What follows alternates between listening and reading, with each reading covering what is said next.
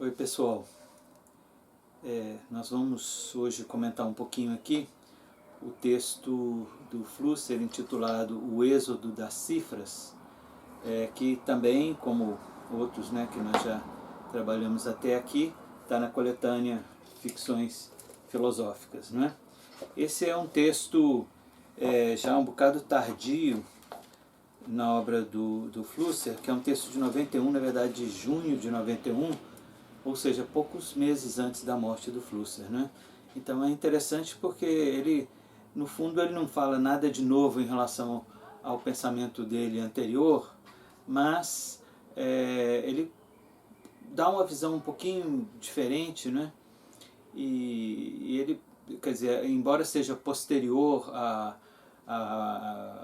aquele paradigma, né, sobre o qual nós já conversamos bastante, né, da pós-história, ele acaba sendo um pouco um reforço dessa perspectiva do Flusser, né? Então, o ponto de partida do Flusser é a ideia de que os alfabetos são uma espécie de tradução gráfica, né, de fonemas, né? Mas isso tem a ver exatamente com a escrita, naturalmente, né? E com a notação gráfica, né? Da escrita. Mas uma coisa, um dos pontos de partida aí da discussão dele é que os alfabetos, eles não são códigos puros, mas eles são misturados com signos que significam conjuntos, ou seja, que traduzem quantidades, né? E que são, portanto, cifras, né? E então ele lembra, né, que antigamente, né, como está colocado aí na citação, o mesmo signo podia significar simultaneamente fonema e conjunto, mas recentemente os signos de conjuntos são os números ditos árabes, de maneira que o código deverá ser chamado alfanumérico, né? Essa ideia dele dos códigos alfanuméricos é bastante importante, bastante forte aí para essa última parte do pensamento dele, né? É interessante observar que na recuperação histórica que ele faz, sobretudo do advento da ciência moderna, ele fala a partir do século XV, né? Ou seja, naquele momento de preparação do que viria a ser a Revolução Científica do século XVII, né? Então é um outro trecho aqui que eu gostaria de destacar e comentar. Ele diz: a partir do século XV ia se tornando sempre mais evidente que cifras são bem mais adequadas que letras para a codificação de conhecimentos relativos aos fenômenos da natureza, que a natureza é indescritível, mas calculável. A razão disso é dupla. Os conceitos significados por palavras são menos bem denotados que os conjuntos significados por cifras. E a estrutura das línguas flexionais é menos bem modulável que a estrutura dos algoritmos. Fim de citação. Então vamos por parte aqui, né? A partir do século XVI, do Renascimento e principalmente da Revolução Científica do século XVII, torna-se comum, corriqueira, a ideia de que a natureza é um livro escrito em linguagem matemática, né? Então, a ciência anterior a esse momento aí da Revolução Mecanicista era uma ciência influenciada aí por Aristóteles, pelos filósofos tomistas também e tal, e era qualitativa, né? A ideia de aplicação da matemática para o conhecimento da natureza era bastante estranha, né? Na medida em que foi se compreendendo, né, que poderia haver uma abordagem dos fenômenos naturais muito mais precisa através de números, de cifras, como diz o Flusser, então a linguagem comum, né, descritiva, né, a linguagem ligada aí ao alfabeto, né, a linguagem falada e a sua representação gráfica, que é o alfabeto, foi sendo abandonada, né, em função dessa linguagem das cifras, né? E é interessante observar que para o Flusser, e essa é uma ideia que foi importante para ele ao longo de toda a sua carreira, mesmo desde o início, né? As línguas ocidentais são línguas flexionais, né? Ou seja, línguas que atribuem, quer dizer, línguas cuja estrutura é fixa, digamos assim, está baseada numa atribuição de predicados a sujeitos, né? Então essa estrutura rígida, ela talvez ele sugere que terá sido um dos principais empecilhos aí ao avanço, né, ao progresso do conhecimento da natureza, né? No próximo trecho aqui que eu gostaria de destacar, ele explicita melhor um pouco a natureza, né, da língua flexional. Ele diz: as palavras se adaptam à proposição segundo sua função, flexionam-se.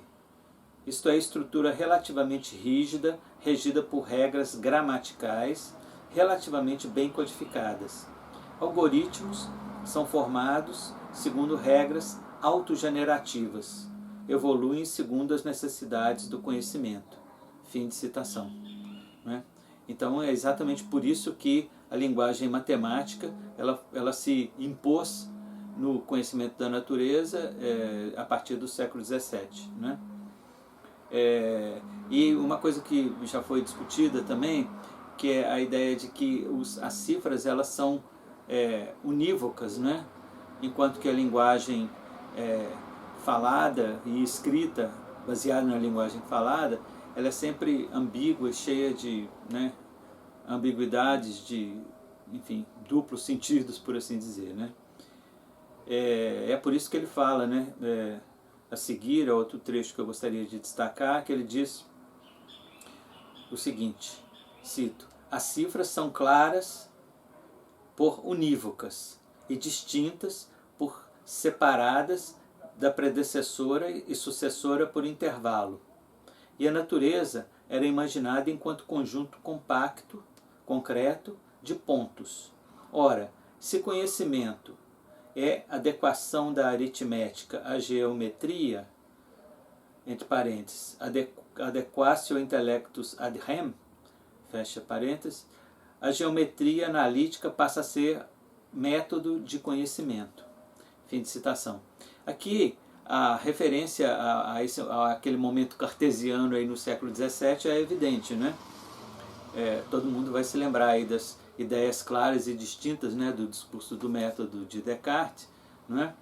E ele explica por que, né, as cifras têm essa característica, né? Elas são claras porque elas são unívocas no sentido de indicarem apenas uma coisa, cada cifra corresponde a uma coisa, né? E distinta porque elas são discretas no sentido de serem separadas entre si, não é? De modo a não confundir, não embolar, entende o raciocínio, né?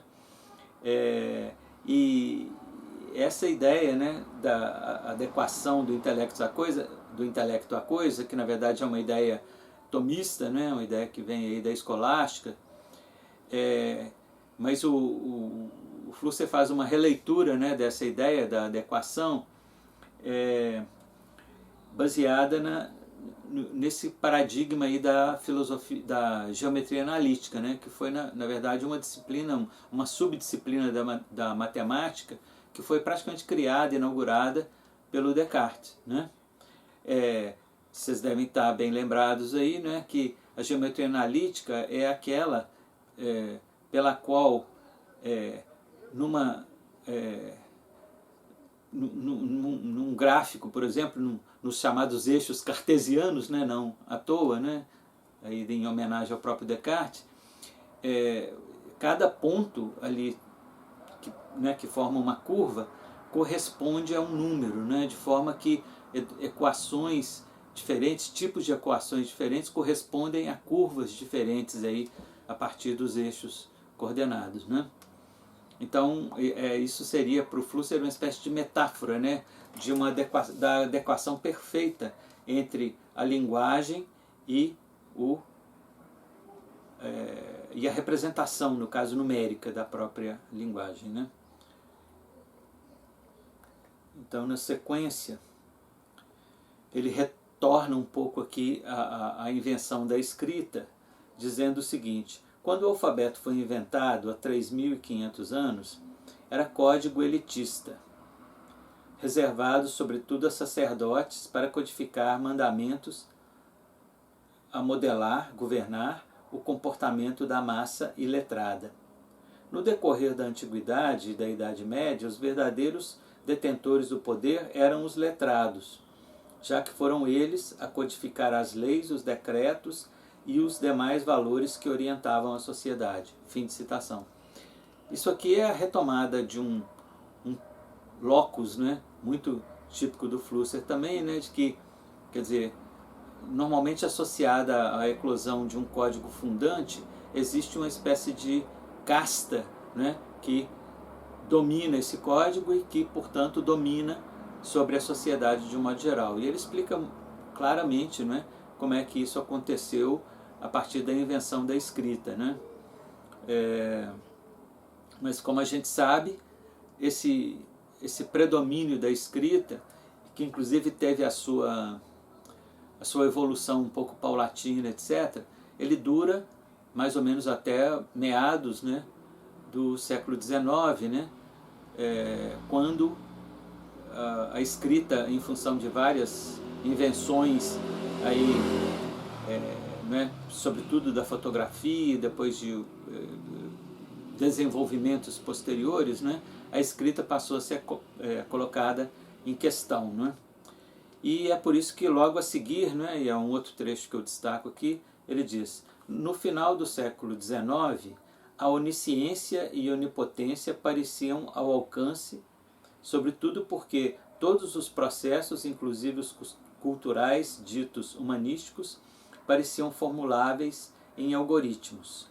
Parecia que os fenômenos culturais eram acessíveis ao mesmo método duro dos naturais, isto é, calculáveis.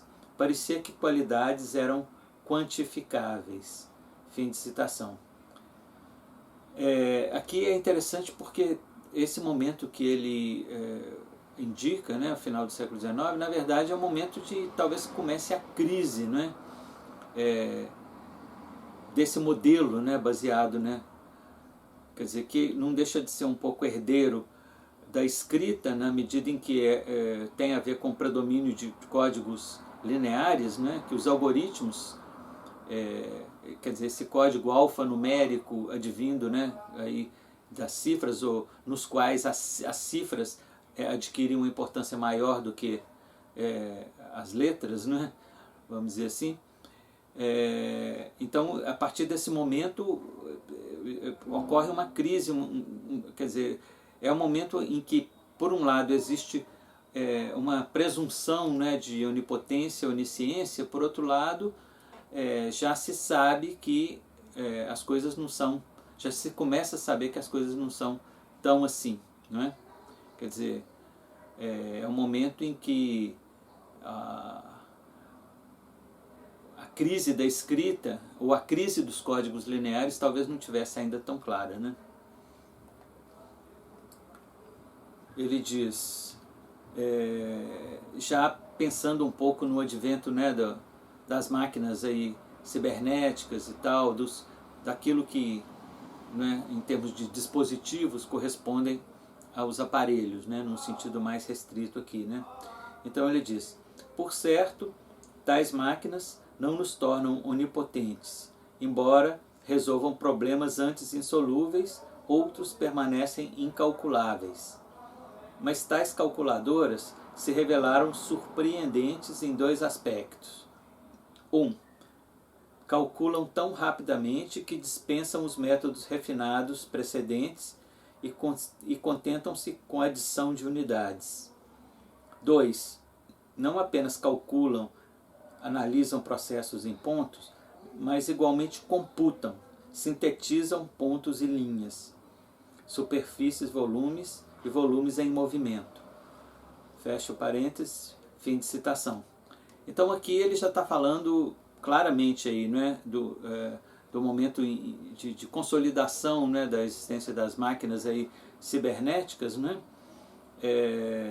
e em relação a essas duas características que ele aponta, né, nessas máquinas, né, é a questão da velocidade das máquinas, né, e quando ele se refere aí à questão da simplificação em que elas incorrem, né, adição de unidades, ele está falando um pouco, né, que a linguagem de máquina é uma linguagem binária, né, na verdade é um tipo de linguagem que emula raciocínios muito complexos, mas a partir de premissas muito simples, né, que é 0 ou 1. Né? Então é uma composição de componentes que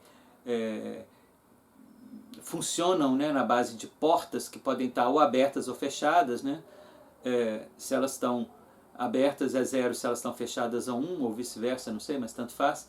E a composição de cada uma dessas portas, né, é que gera então essa rapidez alucinante, né, das máquinas. E o outro aspecto que do ponto de vista assim, estético, vivencial, ético, político é mais relevante, é que os computadores eles não são muito eficazes apenas para calcular, mas quando ele diz que as máquinas não apenas calculam, mas computam, ele quer dizer o seguinte, que elas são capazes de processar pontos, né, que produzem simulações da realidade. Né? Então ele diz, sintetizam pontos em linhas, superfícies, volumes em movimento. Quer dizer, então todo esse universo aí, como, né, diz o título da obra dele, esse universo das imagens técnicas, né, e muito especificamente das imagens digitais, tem a ver com essa capacidade computacional dessas máquinas cibernéticas, né, que são capazes de simular a existência de realidades, né? Não apenas reproduzir, como, por exemplo, a fotografia fazia, as câmeras fotográficas e cinematográficas, etc., né? Reproduziam a realidade, mas os sistemas cibernéticos, eles produzem, por assim dizer, realidades e de uma forma tão perfeita que nos enganam sobre a natureza enfim, do que eles produzem, né, a ponto de nos enganar quanto à realidade daquilo que foi produzido. Né? Então, na sequência aqui, e já quase terminando, né, esse comentário do texto, ele diz, eu vou ler primeiro e depois comento. Cito, né? O poder decisório dos manipuladores dos códigos de computadores começa a tornar-se palpável. A recente guerra do Golfo, com os cenários precedentes que a transformam em jogo computado, com as suas simulações de batalhas e de combatentes, e com a impossibilidade de distinguir-se entre objetos reais e virtuais, funcionou como reveladora. A morte dos letrados, da política, e a emergência dos cifrados se tornou palpável. Fim de citação. Então é interessante, né, porque, como eu disse, é um texto de 91, no qual ele já comenta um fato que tinha ocorrido então recentemente, né, foi a Guerra do Golfo, né, em que essa simulação, né, que as máquinas, né, cibernéticas permitem, né, que foi referida aí na citação anterior que eu fiz, estavam funcionando já concretamente em termos de máquinas de guerra. Né? Então, quando quer dizer, as cenas que mostravam de bombardeios, né, no Iraque, por exemplo, não se sabia, né, se aquilo parecia um videogame, mas na verdade era realidade, né? E aquilo provavelmente confundia um pouco a cabeça dos próprios soldados, né? Dos próprios pilotos militares, né? Que estavam operando aquele bombardeio, que eles bombardeavam escolas e hospitais e zonas residenciais, etc., como se aquilo fosse um jogo, né? Quer dizer, eles não se sentiam moralmente obrigados assim a pensar que eles estavam destruindo assim vidas de civis ali, inocentes, de mulheres, crianças idosos, etc., não de alvos militares, né, necessariamente. Né? Bom, então o próximo e último slide aqui é um vislumbre, né, da pós-história, né, e ele se confessa um pouco desesperado em relação a isso, né, mas eu vou ler primeiro e depois eu comento. Né. Ele diz: nova forma de sociedade e nova forma de consciência estão emergindo graças ao abandono do código alfanumérico pelas cifras. Pós-história é isto, e o que acaba de ser dito não é prognóstico, é diagnóstico um tanto desesperado. Fim de citação. Então, aqui o que é interessante, e é bom que para desfazer uma confusão, né? Quer dizer, o código alfanumérico é um código que mistura letras e números, né, por assim dizer, né? E as cifras já são um tipo de código essencialmente numérico, né? E portanto, quer dizer, é um desenvolvimento que começou lá no século XVI, XVII, que atingiu talvez seu ápice no século XIX e que teve uma eclosão muito importante também, ou um desenvolvimento, melhor dizendo, muito importante a partir do advento aí das máquinas computacionais, né? Nas quais funciona para valer mesmo uma linguagem de cifras, né? E aí, quer dizer, ele não menciona aqui explicitamente a questão das tecnoimagens, né, como o indício mais típico da pós-história, mas ele está se referindo a isso, né? Quer dizer, essa computação que permite a simulação, né, de imagens e de sons, né, a síntese, né, de objetos audiovisuais que emulam realidades e que na verdade não o são exatamente, né? Tudo isso tem a ver com um desenvolvimento associado aí ao que eles próprios chamam de imagens técnicas, né? E é interessante, né, observar que esse aí foi um dos últimos textos aí produzidos pelo Flusser em vida. Foi uma palestra que ele deu, e é interessante ele falar, né, quer dizer, que é um diagnóstico um tanto desesperado, né, no sentido de que ele estava antevendo, né, muito claramente aí esse lado perverso, né, da pós-história, né? Então, basicamente é isso, gente, que eu gostaria de passar para vocês hoje. A gente depois vai ter oportunidade de discutir. Muito obrigado e um abraço.